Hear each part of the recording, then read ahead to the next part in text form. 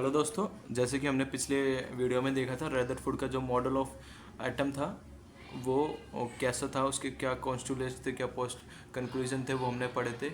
अब उन्होंने क्या डिस्कवर करा जो इम्पोर्टेंट था, जो इम्पोर्टेंट कंक्लूजन था उनकी डिस्कवरी से, उनको पढ़ने वाले हैं और ये एक इम्पोर्टेंट टॉपिक होने वाला है। Let's see. जैसे कि उन्होंने कहा कि जो इलेक्ट्रॉन होता है वो रिवॉल्व करता है ऑर्बिटल पाथ ऑफ न्यूक्लियस। मतलब इन्होंने कहा जो ये जैसे कि ये एक, मैं आपको समझाऊं तो ये जो न्यूक्लियस है और ये पूरा एटम है, ये पूरा एटम मतलब दूसरे पेज पे समझाता हूँ। ये जैसे कि ये न्यूक्लियस है और जो इलेक्ट्रॉन्स होते हैं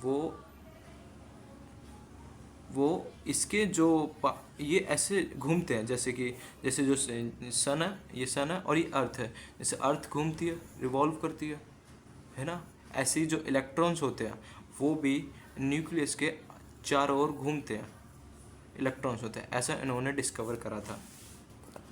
और इन्होंने बताया कि जो न्यूक्लियस होता है वो एक एनर्जी लगाता है, फोर्स लगाता है, जिसको हम बोलते हैं जो इलेक्ट्रोमैग्नेटिक फोर्स बोलते हैं। क्योंकि जो इधर देखिए जो ई होता है और जो न्यूक्लियस होता है, ये एक इलेक्ट्रोमैग्नेटिक फोर्स लगाते हैं। लेकिन अगर हम फिज़िक्स में बात करें तो ये एक सेंट्रीपिटल फोर्स होता है, जो कि जैसे कि हम कोई चीज़ है उसको, जैसे कि जो तुमने देखा होगा एक डंडी पर धागा बांध के और रस्सी बांध के घुमाते थे उस चीज़ को, तो वो सेंटर से फोर्स लगता था और जो पत्थर है वो उसके चारों ओर घूमता था। तो ऐसा ही इसमें है, जो न्यूक्लियस है वो फोर्स लगाता है जो इलेक्ट्रॉन होता है उसको घुमाने के लिए। उसी फोर्स को हम सेंट्रीपिटल फोर्स कहते हैं। और जैसे जैसे ये जो न्यूक्लियस है वो घूमता है, इसकी वेलोसिटी चेंज होती है, इसकी डायरेक्शन चेंज होती है, और क्योंकि ये एक्सेलरेशन करता है।